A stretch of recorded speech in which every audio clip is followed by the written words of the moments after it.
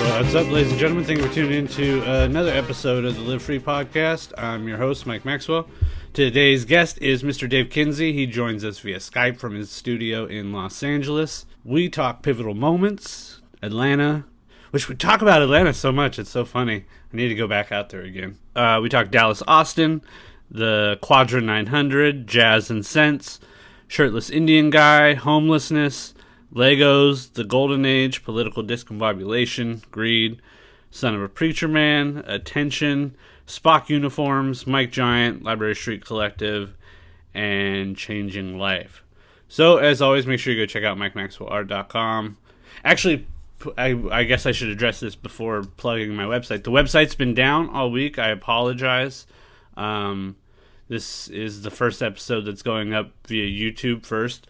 The podcast website and my website should be up on Friday. My web hosting company has really been having a tough December. They've had a number of issues with their email and their servers and their websites.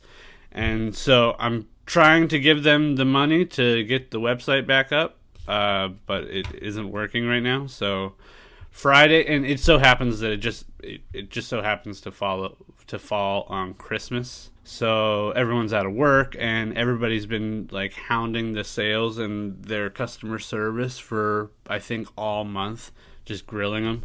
So again, I apologize about the show not being up on iTunes and Stitcher and the website being down right now. But as soon as it's back up, you'll be able to get this show also on iTunes.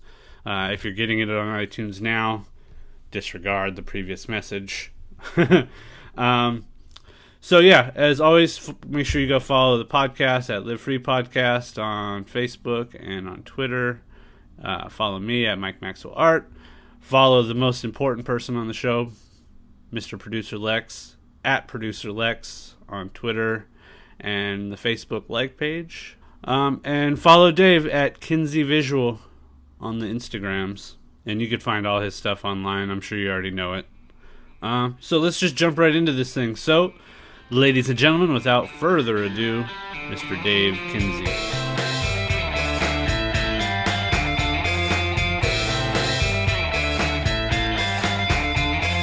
Producer Lex, we're back. Another episode of the Live Free Podcast. It's been a couple weeks since we've sat down and recorded, so it's nice to be back at it again. Yeah. You just got back from our brothers south of the borders land. Mexico. Yeah, how was that? I was a little sketchy about it at first. Was it a holiday excursion? No. Well, actually, I don't know. My wife wanted to see her family. Yeah. But they were like, you should have came in like a couple weeks when like the holiday stuff is happening, and I'm not down for like all that holiday stuff. It just kind of like weird because I always think of what's that noise? Yeah, I don't know. We're getting a fuzz. Yeah. Might have been me. Is your seems like this? There we go. It's completely gone.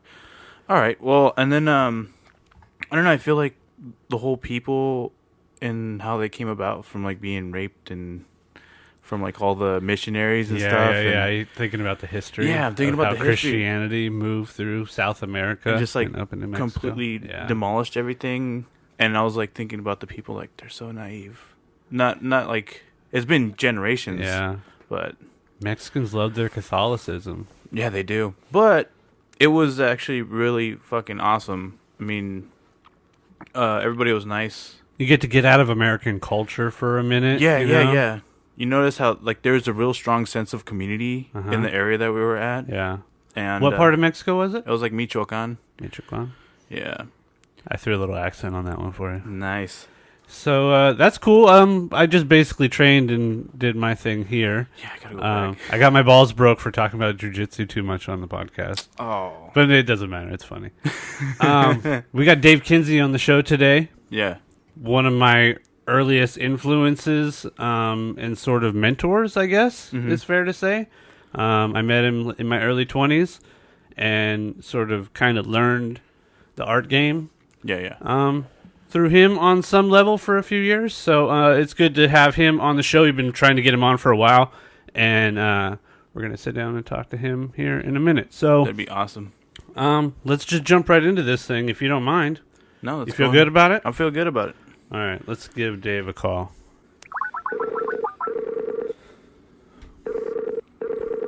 What's up, Mike? Dave Kinsey, what's up, my friend? How you doing, man? I'm good. I'm stoked to have you on the podcast finally. We've been working to try to get you on for a minute. Yeah, it's been like 2 years. Yeah. And it's so funny. Like that's how it goes. Like it's like the gears are turning, but it takes that one last turn for the cogs to all fit up and get all this shit together. Yeah, I checked out the website. I've been looking at it and stuff, and I guess since we've talked, you've done a lot of great interviews. So I'm glad to help support what you're doing. Yeah, man, I'm stoked to have you on. Like it's this art thing is funny, and I was just telling Lex in the intro there that really, like, I feel like you were one of my early mentors. Like, coming out of high school, I had no fucking idea what was going on with art or design or art making.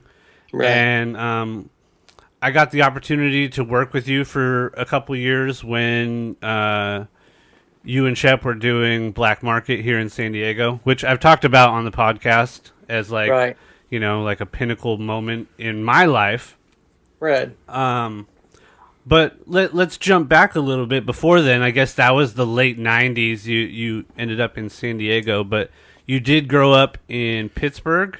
Is that... Yeah. I was born there. But first off, I appreciate you. I appreciate the kind words, man. That's super awesome. It was cool that you were able to be around at that time because, for better or for worse, it was a pretty crazy experience on a lot of levels because we were sort of doing something that was kind of hadn't really been done before, and maybe on a certain level, but not on a level that we sort of anticipated heading towards. But yeah, I was born in Pittsburgh, and I've sort of floated around my whole life. I lived mainly in the Northeast, like the Philadelphia area, Maryland, Delaware, Eastern Pennsylvania.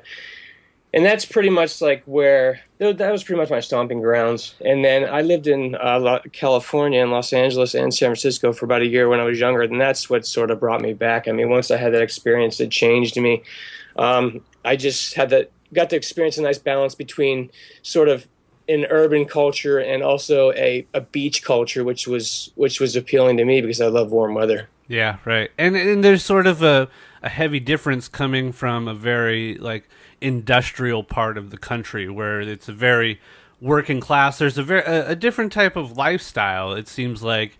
Pittsburgh is a harsh place. I mean, I left there for a reason because it's real grimy.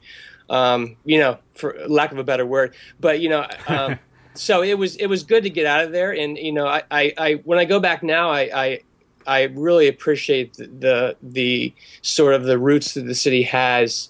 I didn't appreciate when I was younger, and Pittsburgh has changed a lot. Luckily, it's kind of came back from the whole steel industry just sort of leaving and leaving the city in ruins. But at that time, it was great because, there was so much graffiti that was starting to pop up all over the place. And that's the stuff that really sort of got my mind to start thinking about, like, the using stuff on the street within the urban context. And it sort of was something that really set me on my way. Yeah. So were you making art before that context? Were you? Yeah. I made art my whole life, but sure. The funny thing is, like, I never, like, when I was younger, it wasn't something that, like, you strive to achieve in your life. You're not like, oh, I'm going to be an artist. Most people are like, well, you're going to be a doctor or a lawyer, or you're going to be a businessman, or you're going to go to college, you're going to get married, blah, blah, blah. So none of these things were sort of presented to me, at least artistic things weren't presented to me as an option. So it was through skateboarding and through doing street art and through meeting people that I started to figure out that, wow, this is actually something that I can do for the rest of my life, and once I hit art school, it all hit home. And so you went south and went down to Atlanta for art school, which seems to be a common, like, creative hub, like a place where people go, or even like the people who grow up in Atlanta in the Georgia area. There seems to be a weird creativity that comes from that southern portion of the country. And I mean, we get it with music a lot, but even in fine arts, there seems to be. No, I totally agree. I think what creates a lot of tension, which, therefore sort of fuels people to become outspoken on a creative level is just the juxtaposition between Atlanta and the South being right there. I mean, it's like, everyone's always like, yeah, Atlanta's dope, but it's surrounded by Georgia, and but the thing is, it was weird too, because I mean, during the weekends you would have these, I don't really know what I want to call them. I don't know if I want to call them hillbillies or rednecks or just like more like, rural people. They would come into the city and they would just wreak havoc. And, so there was always this crazy sort of melting pot of people in the city because, Atlanta itself, I think, is like 70% African American. Uh-huh. Mm-hmm. So once you get outside the city, it's like you're crossing over into a whole different sort of mindset. So I think that's what sort of fueled a lot of the artists that were there. Because, I mean, skateboarding and hip hop and all that stuff was really huge in Atlanta. And I really didn't see that coming until I got there and I started meeting people. And I was like, wow, this is crazy. Like, this is actually an amazing city. It's kind of like New York in a way. Yeah, and there was like a real buzz with Atlanta hip hop at that time. Like, even in the mainstream, I guess, for as mainstream as hip hop was at the time, like, that was where like all the producers were coming out of Atlanta, like the guys who were making like the best beats or whatever, right. Like all the top 10, top 20 songs. Yeah. And then it went to like Miami and the whole like that Cuban No Limit. It went to No Limit. Yeah. No Limit Soldiers. There was like there was a lot of groups that came out of there. I mean, unfortunately, there was a lot of that like really bad R&B shit too, and like Criss Cross and shit. Yeah. And but rest in peace, Criss Cross. That one kid, one of the kids died. Yeah. Yeah, I heard about that. And I actually hooked up with. I actually started doing a lot of stuff in the hip hop industry for like these random hip hop groups that, I'd meet them. Like I met a lot of people just on the streets doing graffiti. I'd be doing graffiti and these dudes would roll up to me and they'd look all like, they'd roll up in like a Benz and they'd be like, yo man, I got this fucking record and I want you to fucking do my graphics for it. And I love the art. And I'm like, yeah, cool. I'll do some shit. So I started building this network of people I was working with. And then that led me to sort of Dallas Austin. And Dallas Austin, I think my last year of art school, I did a lot of work for him with Busta Rhymes and with a lot of groups that he was producing at the time. And he was awesome. He was super supportive of what I was doing. And it was cool because, I was like, basically the only white person in the whole building. And it was awesome to be in that sort of place. It felt really good. It felt really comfortable for me, So were you already doing computer graphics by then? Or were you, I guess... Yeah, because luckily I learned the Macs early on. I think my first computer was a Quadra 900, and if anyone knows anything about the history of the Apple computers, I mean we had like so little RAM that I used to have to throw away fonts to make room, for more RAM. It was really crazy. The computers were really expensive, but I basically when I got out of art school, actually Andy Howell taught me how to use the computer.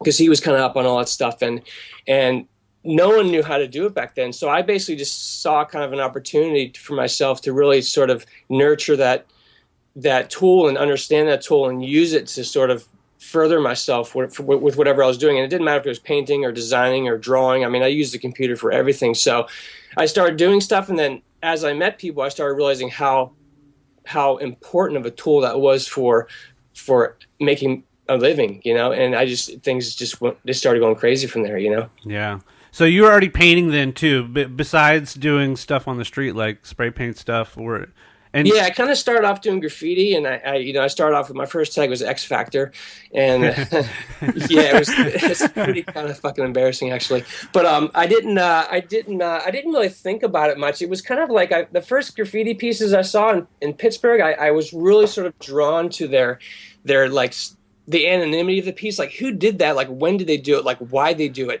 So I wasn't really drawn to the whole like sort of cliche of graffiti and crews and all that stuff. So when I started doing graffiti, I started off doing X Factor, and then once I started realizing, I met these two graffiti writers in Atlanta named Sense and Jazz, and they were like hardcore, lived in bad neighborhoods, and they pretty much just like took me under their wing and just showed me the ropes and said, like, this is what you do and this is what you don't do, and otherwise you're going to get your ass kicked. And I'm like, okay, cool. So they used to write, like, manifestos on the wall and shit to, like, us because we were sort of these new jack kids that were young. And right.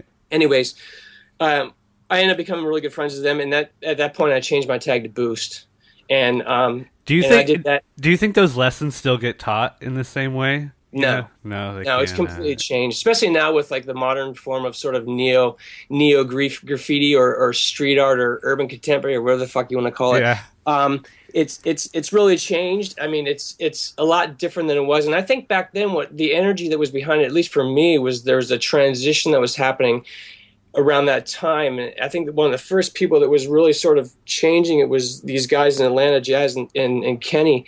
And Barry McGee in San Francisco. He was doing his screws, and before it was all about letter forms. It was about like, okay, these letter forms, you got to bomb trains, you got to do this. There was lots of rules and stuff like that, and these guys sort of broke the rules a bit. And I saw, for me at least, I saw an opportunity to kind of like explore more ways of interpreting letter forms or characters, or even interpreting the form itself into like maybe wheat pasting. Right.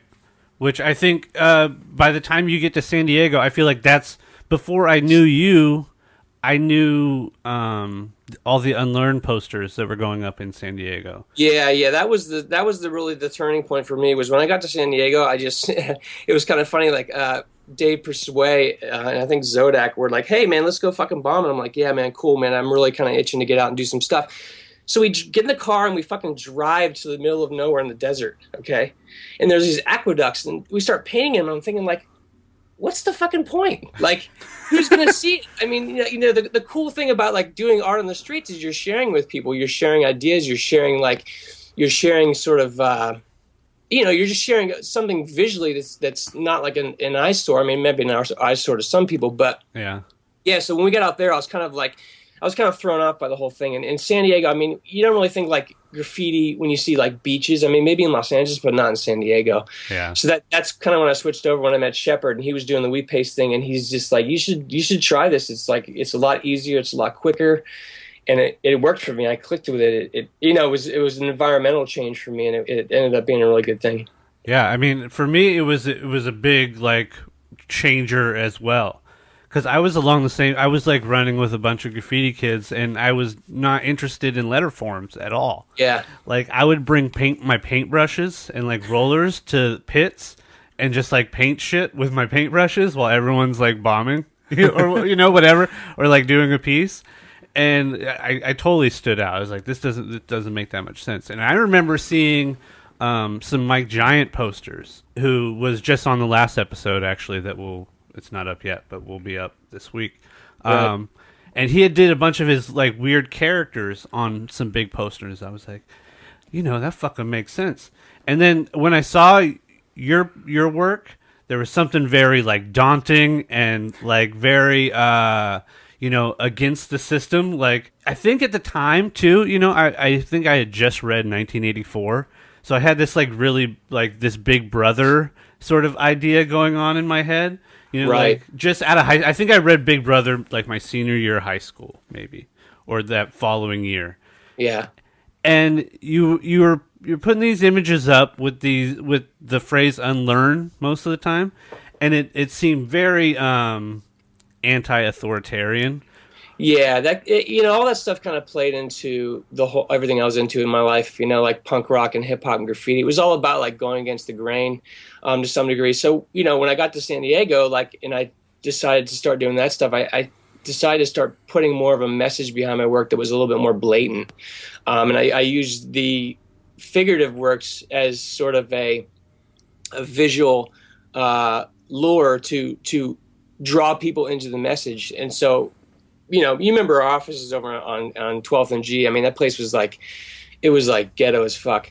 And, there was homeless people everywhere. But at the same time, like, I really got inspired by those people because, being in Atlanta and then being in San Diego and that part of the city, these people are like, they're sort of almost like wild animals of the urban jungle. In a way, they do some pretty crazy stuff. And I kind of feel like they're kind of emulating what people are down deep inside, that a lot of us hide or sort of put at bay because we don't really want to maybe like act that way. Yeah. It's a little bit more of a free for all personality. Uh-huh.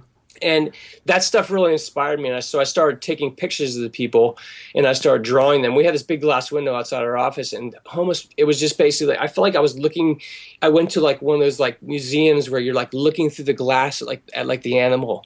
And like there was these people, and they would sit in front of this glass window, and they would be like vomiting and fucking and doing drugs and like, really kind of crazy stuff. And a lot of it like really was sort of like, it was really sort of, it tormented my soul because I just felt really bad for these people. So I started taking pictures of them and I started drawing them. I think as a way to sort of better understand like kind of what they were going through. Yeah. And that stuff sort of translated into the whole unlearned thing and kind of the way I was feeling at that time about like being raised in a religious environment, being raised in a predominantly sort of sheltered environment with like a lot of white people around, and not a lot of culture. Yeah. Or, if you're hidden from that face of desperation, I feel like that's sort of what you see in people who are at their lowest. Right. And it's funny you use, and I'm not in any way referring to anyone as an animal, but using that analogy as like looking at like a caged animal who at all odds is willing to take whatever risk necessary for survival, I guess, at that moment, faced in desperation. Yeah, and they're kind of hooked into, I mean, we are animals. I mean, we've evolved from animals unless you believe something else, which, that's cool. But I feel like, they're kind of harkening back to almost like the roots of humanity in a way, in a sense, because they're not trying to front. They're not trying to like act like, oh, I have this, they're not riding their status. Their status is nothing, unfortunately. I kind of forgot about that block being like that because it's totally different now. It's like all posh. 100% different. There's a big Space Invader tile piece up on the big wall. And that lot that was directly across used to be like a homeless hub. And being there, they become a part of your daily routine, and they become your friends on some level, right? Right. Yeah. Yeah, totally. No, they were a lot of people were awesome people. I mean, they had stories to tell and all kinds of things. But some of them, like I had one guy, he threatened to kill me. He he was like an Indian guy. And he said like, you stole my country from me and I'm going to fucking kill you, white man. And I was like, damn, dude. It was a real weird situation. We were trying to do a photo shoot downtown. He just went off, man. Luckily, was it Shirtless Indian guy? Oh, that dude. Yes. I've talked about him on the podcast. He actually was accused of murder. Maybe 6-7 years ago. Wow. How downtown in the Gaslamp district, there's all those little thrift stores or pawn shops. Yeah. Apparently, one of the owners of one of those pawn shops, somebody came in and killed him, he was arrested for it. However, it must not have went through because I've seen him on the street since then. But it's been a long time. That's crazy. But that's creepy that you say that. Yeah, maybe he didn't actually kill someone. Maybe it was just like maybe something you heard on Fox News. No. I remember it was a local story because I used to see that guy all the fucking time. Like that's the characters that you would see. Downtown is so different now. It's so strange. Yeah, I went back there even like a year later, and the city was completely transformed. I couldn't even believe it. Yeah, I talk about I romanticize it a lot, like that 99-2000 period of downtown San Diego, where it felt like there was an explosion of creativity. People were doing things outside the normal boundaries. Oh yeah. And then 9/11 happened. Yeah. 9/11 was kind of a turning point. Actually, I was moving to Los Angeles pretty much like right when 9/11 happened. I had no TV. I was moving the next day, and like I didn't know what the fuck was going on, and my phone was ringing like crazy, and I was like, what the hell's going on? So it was sort of like right when I moved to Los Angeles, like everything just sort of changed on a lot of different levels, good and bad, so. Well, let's before you went to LA, you set up shop in San Diego for a number of years. And yeah, I was down there from 94 into 2001, so it was a while. DC Shoes hired me right out of art school to come out there and work with them, be an art director with Ken Block. So there's something I wanted to ask you because you have both your feet in the fine art world and the design world, and have for as long as I've known you. And I was thinking today about like how we have when we make fine art, it's about this thing that I made. Like you have some sort of connection, like your signature's on it. Like it's a part of you. It has something to do with your emotion. But then you make like let's say you design the DC logo that doesn't have your signature on it. People who know you and know your work could know that you did these things. Do you feel like the same relationship to them? Of course. Yeah. As with that, even though there isn't as much of the association? Well, you know what the weird thing about the DC logo is, I'll just use that for an example, is like, I look at it now and I don't even realize that like I did it. I almost think like it because it's become such a sort of like ambiguous like mark. Yeah, right. I see it everywhere. I mean, everywhere I go, I see like the DC logo. I go to Bordeaux. I go to Grottaglie, Italy. I go to like Barcelona. I go to London. I go to Portland. I see that logo everywhere. I mean, I've seen it in Australia. It's just like, I kind of taken myself away from it. And maybe maybe I don't look at it the same way I do my fine art. Because when I see my fine art, I immediately have a connection with it that's a bit different than a mark I did for somebody. Because I think the purpose of what I was doing it for is a little bit skewed away from like what I would personally do. Not from an aesthetic standpoint, but just for like a standpoint of just like for use, like commercial use versus, something that's a little bit more on a personal level. Yeah. But I at the end of the day, I really don't sort of see the difference between the two things that I do. I mean, especially like now, I've sort of curved things a bit to make it so that the work that I'm doing now on a commercial level is stuff that I'm also doing on a personal level as well. And it's taken me a while to get to that point. I mean, when I was in art school, the thing that was weird was when I was in art school, we didn't have computers, I was taught everything by hand. So for me to do stuff by hand, with a layout or to do something on a canvas they were very close. They were in very close proximity with each other. Yeah. So I really didn't make a huge distinction between the two. It wasn't like I learned the computer and then like picking up like a paint pen or a brush or a pencil was alien to me. So it was. Do you still design that way too? Do you feel like it's funny that you bring that up because like I basically learned design from you guys. I only knew how to paint or draw or whatever, and learning how to turn the things into something digital was basically like the same idea of like figuring out how to make a painting. Yeah, totally. I guess what I learned in school, the most important tools I learned were sort of like color composition and sort of, messaging, like visual messaging, because I went to school for visual communication. So it was kind of a mix of like painting and illustration and design. So I sort of took all those things and put them together. Despite my my portfolio advisors in school saying I'm gonna completely fail what I'm doing. They're like, you can't do both. You can't like do art and do design too. I'm like, why not? Like, why can't I do both? Who says that I can't do both? So, being sort of having that sort of rebellious nature just kind of like fueled what I wanted to do even more. And it worked out. I'm very thankful. Yeah, what I was going to say was I'm curious if you still design in the same way. That like as you were learning, like piecing all like the handmade things together. Yeah. Do you still design in that same way now? Yeah. Yeah. Definitely. Nice. But now it's like the resources out there we have. I used to go to the library and I used to spend hours just looking at books. And I think like spending so much time in the library looking at books, I really got attracted to words and paper and the texture, the tactileness. Yeah, tactileness. I'm fucking up right now. of the book pages, which I use a lot in my artwork. So, and also at the same time, I was looking at a lot of art books. So I was looking at like Franz Klein stuff. I was looking at like Alexander Calder stuff. I was looking at a lot of artists like Jackson Pollock and stuff. As I was doing my research, looking for design stuff or inspiration. And I think now it's so much different because everything's like right there at your fingertips. I could just go onto Google and I could find anything I need within a second. It's crazy. Yeah. And we're living at this sort of amazing. I kind of talk to people about it and I'm like, we live in the golden age of humanity, at least within a civilized world.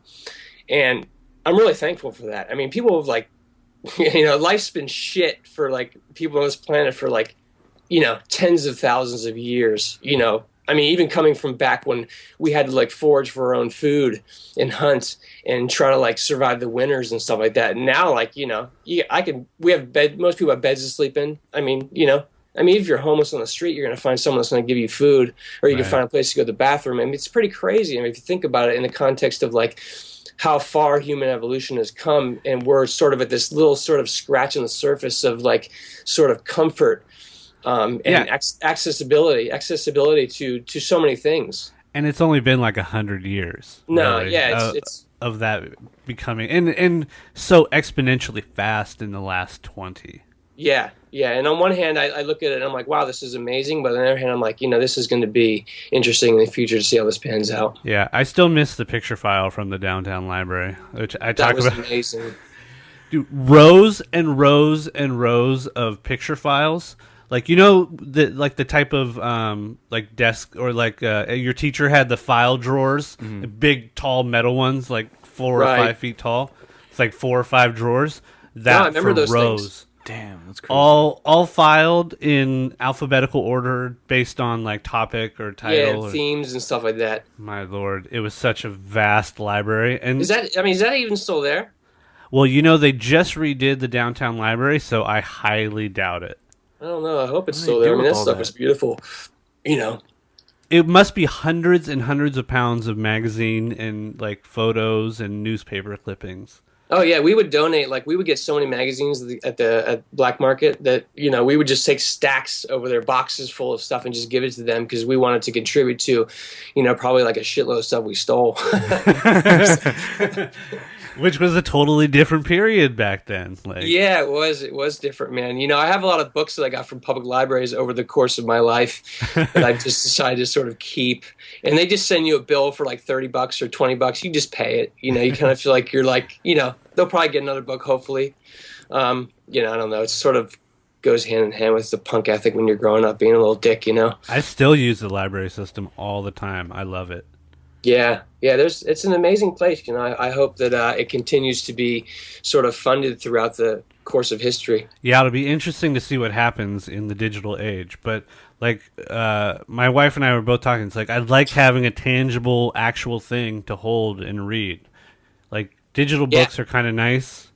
Mm-hmm. Audiobooks are kind of nice, but like to have something and turn the pages and like fold the corners and like smell the ink, kind of, you know, like. It feels better. Yeah, there's nothing like that. You know, it's like when you read the New Yorker magazine. If you read it as a magazine, or if you read it online, it's a completely different experience. I mean, for some reason, I can't really sort of read as well online that I like to do than when I read. You know, just holding something, and I think it's a generational thing. I mean, I feel like I'm very up on sort of the technology side of things, but when it comes to reading, it's sort of a different experience. At least with me, you know. Yeah, and so you think future generations, because they don't have as much of an association with it, are going to easier. It's easier to get away from it. No, maybe. I mean, on one hand, but I think there might be a backlash. I mean, I think there might be a backlash of people that maybe like 10 years from now, they're like, we want books back.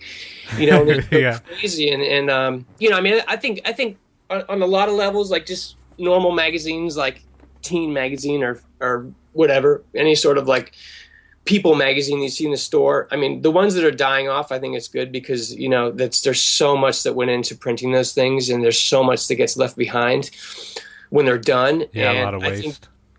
Going digital is definitely better for, you know, a lot of different reasons. Yeah, and the problem with it's just instant information, you know. So how do you keep up with instant information without, you know, doing it digitally? That's one hard thing. Yeah, and you know, we're all going like full speed now with everything. It's like hyper information. It's like an overload in a way. And actually, you know, I don't know if you saw the series of paintings I did them towards the end of last year, and it was kind of right when the whole re-election was happening with Obama. And I would watch all the news stations. I would flip through all the different news stations. I would watch them all for like, you know, 30 minutes. So I'd watch like Fox. I'd watch MSNBC. I would watch like there's one called Free Network. And then I would do these paintings that were sort of based off of the dissemination of information that I was experiencing.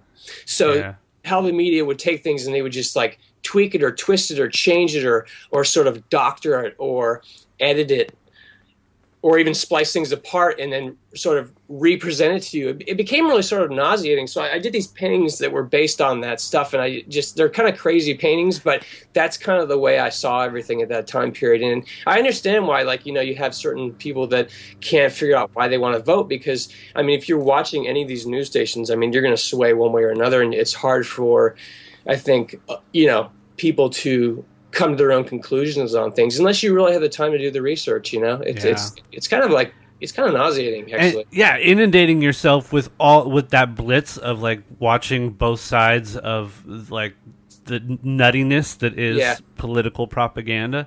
Yeah, but let's get something straight though. I don't watch Fox News. I mean, if you're looking at both sides of the story and like looking at the spectacle that is this thing, you tend to, I don't know, at least I guess I'm projecting, but I like to listen to as much of both sides as possible, even thinking if one or the other is ridiculous. You know what I mean? Right. No. So I realized I was looking at the show from the Joshua Liner gallery that you did, and I noticed, like, I was like, all the imagery is really discombobulating, and it's mostly red, white, and blue as well in tone, right? Like, it seems like a base color palette.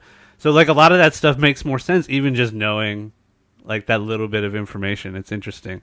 Like, and that's what it feels like. It's like there's so much bullshit for anyone to sort of rearrange it and put it back together is difficult at best. You know? Yeah, and the paintings that I did for that show, at least the abstracts, they were kind of like interesting paintings to make, because it was all based off that whole sort of theory of just how things are just being like, you know, I kind of feel like almost like, if you want to put it in some sort of like context, like, you know, a hurricane, and then we're just like this grain of salt going through it. You know, and that's kind of the way I felt with the media, just how much it was just being showered all over the place on everybody. And it was crazy. It was so overwhelming, you know, and I don't think I've ever experienced on that level. I mean, maybe it started to kind of hint at that at 2008 when Obama first got elected, because that's when everything was really sort of gearing up and getting going. And now, like, by 2012, it was just like, I mean, you know, social media and digital media and technology it's just gone to another level, you know? I know, it's even hard just to think back to 2008, like what the experience of life was like then. Like, it feels totally disassociated just based on the amount of information and things that happen on a day-to-day basis, I think. Yeah. Right. Or we're getting older and the memory is just slipping. One of those two things. The memory's probably slipping. That's true. But yeah, I mean, I kind of like all the social media stuff that's going on. I mean, on one hand, I think it's really overwhelming and crazy, but on the other hand, I think it's amazing. I mean, I think it's really sort of changed.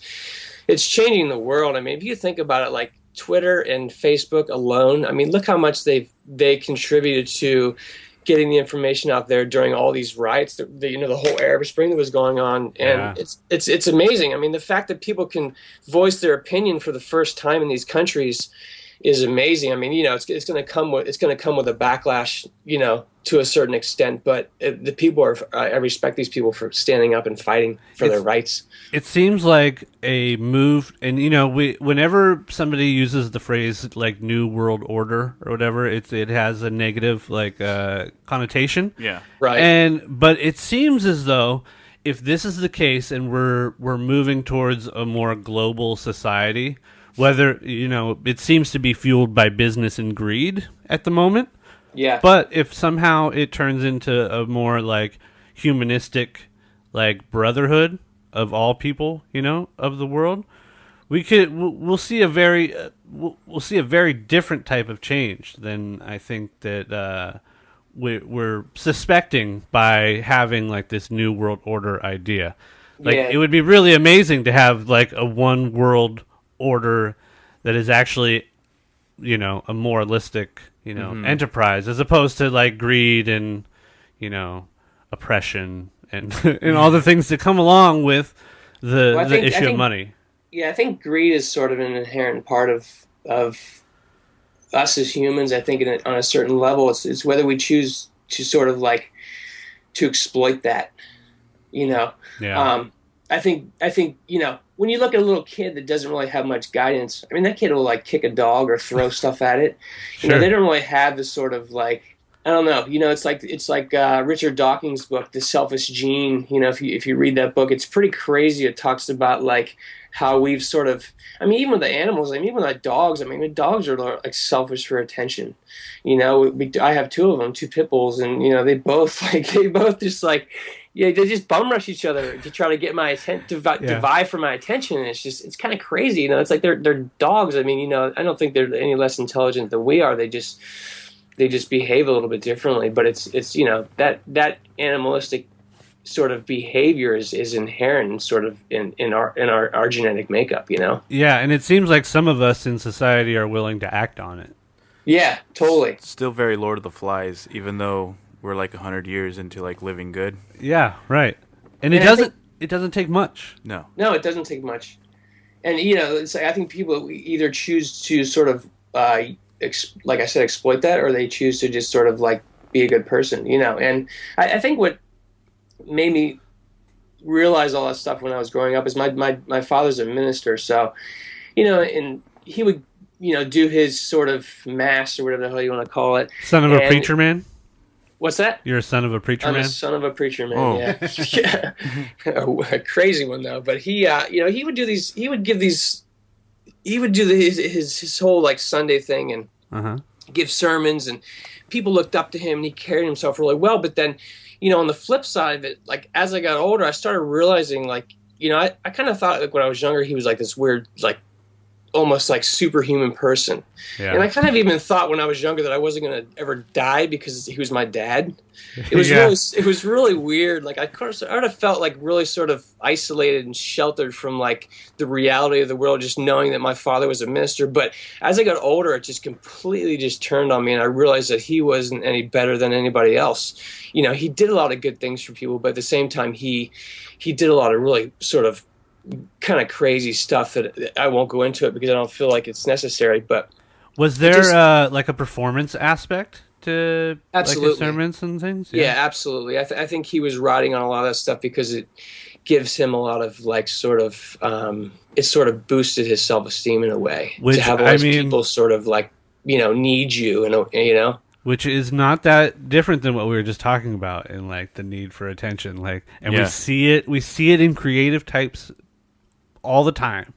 Yeah. Like a real need, maybe actors or, people who perform have a need for that instant gratification because it feels really fucking good. Yeah. Yeah, it does. Right. You could almost say that with what we're doing right now. Yeah, right. Yeah. Even though I'll say that this is for historical context for the future. But even that is like a super grandiose idea, right? Yeah. Like that we need to mark some moment in history so that we could be remembered by it.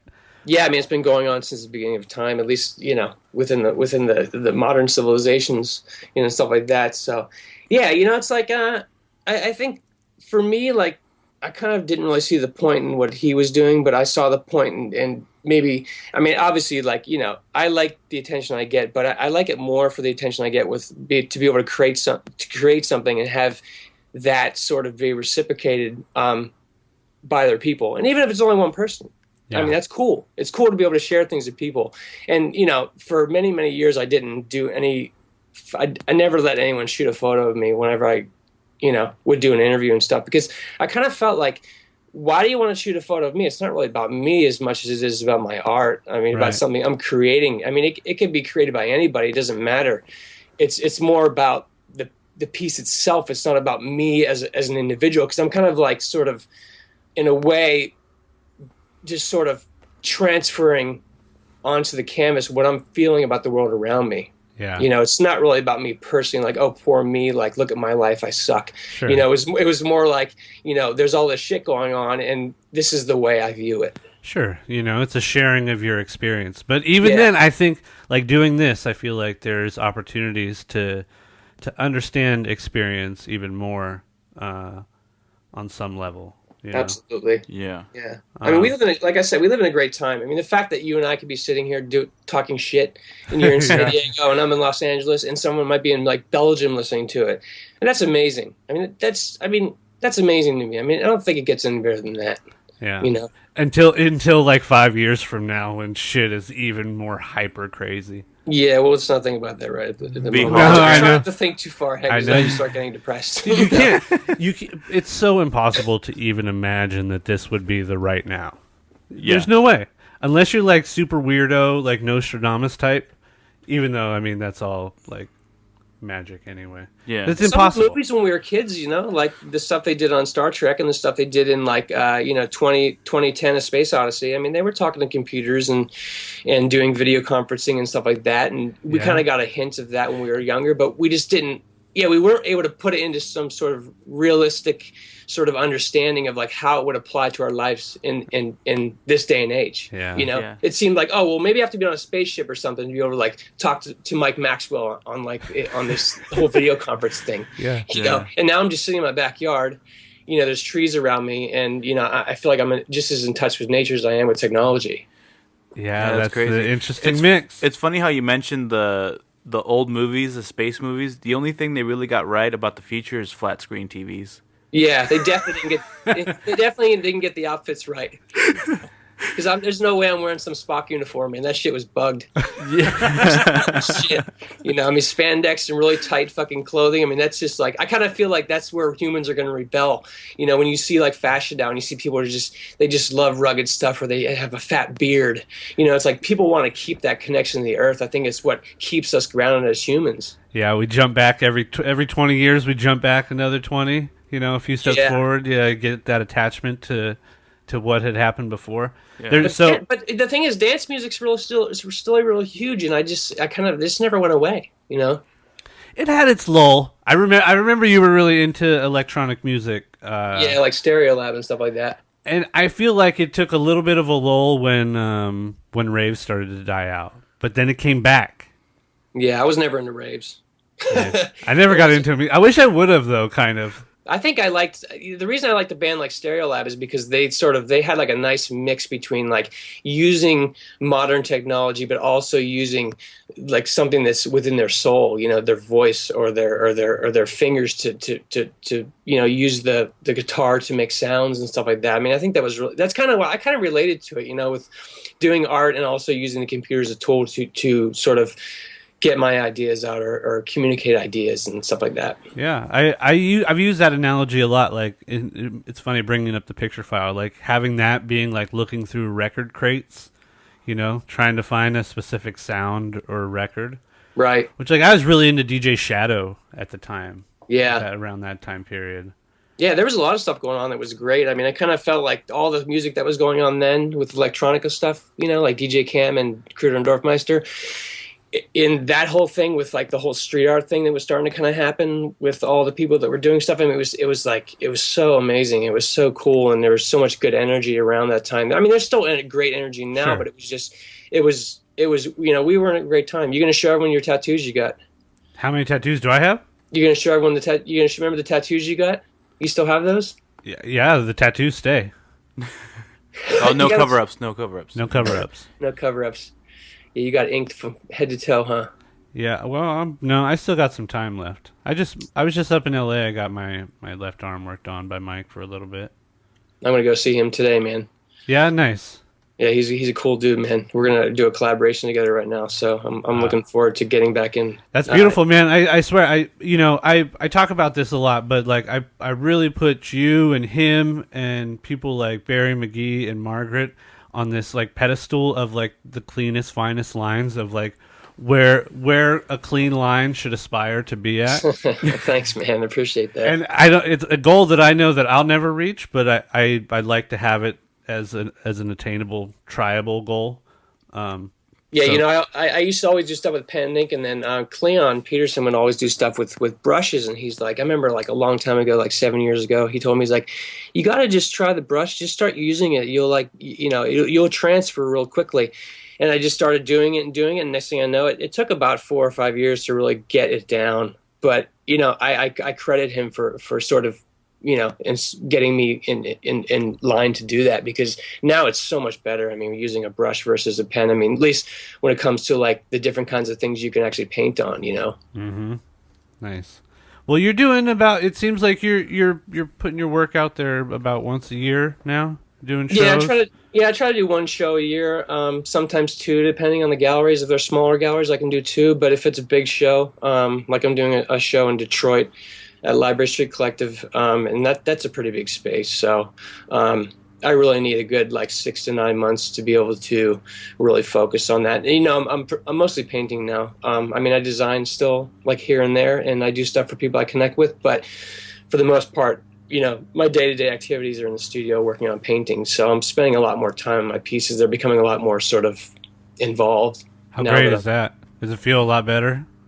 It's amazing. Yeah, it's amazing because I feel like ever since I moved to San Diego and started Black Market, which was shortly after, a couple years after I got there, I just, we had the design studio, we had the gallery, we had 12 employees. I've had buildings for 15 years of my life with leases and all kinds of stuff. So in 2009, our lease was up. And, it's kind of a long story. I don't want to go into it, but we got this house in the mountains and we had some stuff happen to it and we had to leave Los Angeles. It happened a month before our lease was up. So for me, it was sort of a sign to kind of change my life. And at the time, I kind of fought against it. I was kind of didn't really understand it, but I just said, you know what, I'm just going to go with it. And I went with it and it ended up being amazing. My life has changed for the better, at least. Regroup your whole situation.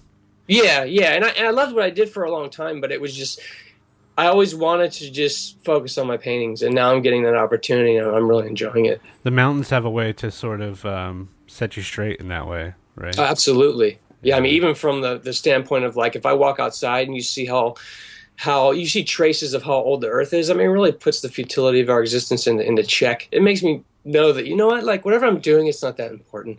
Just try to enjoy life and just, make the best of it. Just be the grain of sand in the hurricane. Just be the grain of sand in the hurricane. Nice. That's beautiful. I think that's a good spot to end it on. Can we send some of our listeners to your website, the Twitters, on the Facebooks? Yeah, I don't do the Twitter thing, but I'm on Instagram. Yeah, Instagram, Kinsey Visual, and then my website's kinseyvisual.com. You could find me. I'm around. I live here on Earth. Nice. You want to turn your screen on? We could do internet dab for 1 second. Right there. Boom. Thank you, brother. I want to thank you again for taking the time to shoot the shit with us. I appreciate it. And again, a big thanks for really setting me off on an art career and being a big inspiration. And again, like a mentor. I feel like you bestowed a lot of knowledge upon me, and I appreciate it. Well, I really appreciate hearing that, Mike. That's amazing. Thanks for having me on, man. It's been a great experience. I'm glad we finally got to it. Yeah, me too. All right, Dave. Have a great day. You too, and have a Merry Christmas. I think this will be out the day after Christmas. So yeah, enjoy your holidays. Man. You too. All right, brother. Thanks, guys. Later. All right, so that's Dave Kinsey. Yep. What he said about he didn't want people taking a picture of him in the interview. An ode to him. I'm gonna put the side by side that I always do. Yeah. But it's gonna be his art and your face. Okay. Nice. Beautiful. Yeah. So an ode to Dave Kinsey right there. Yeah.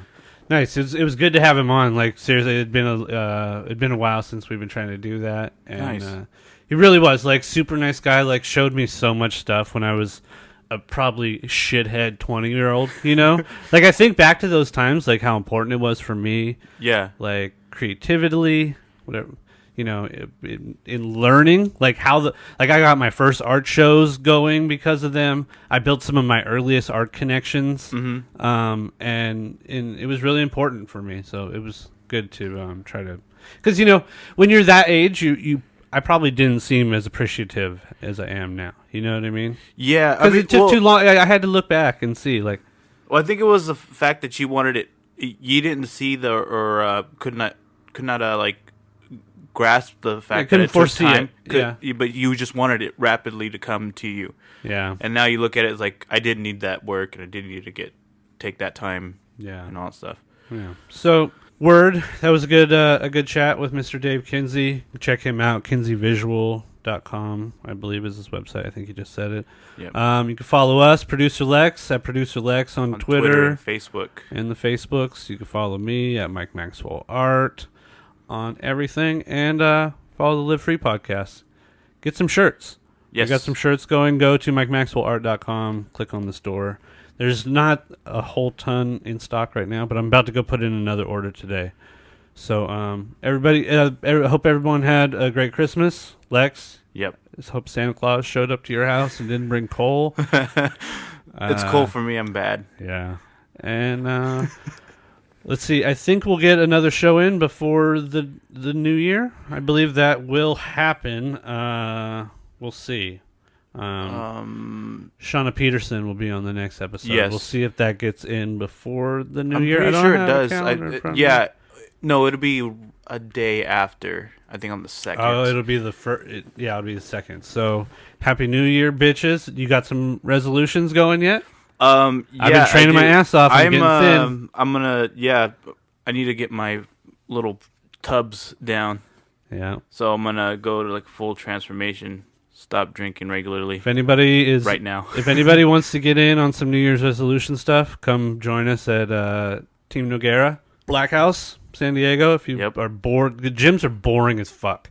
If you go to a gym to run on a treadmill and lift weights, that shit is boring, son. I did that for like 4 years. It's boring. It's retarded. And you barely get any work done because you don't push yourself hard enough. Come out, do Muay Thai. Come out, do Jiu-Jitsu. Come out, do some MMA. Grappling. Yeah. Boxing. And, you could throw some strength and conditioning in there in the middle. Come out, do some martial arts. With that. I guess that's a good episode right there. All right, thanks, man. Bud. Bye, guys. Later.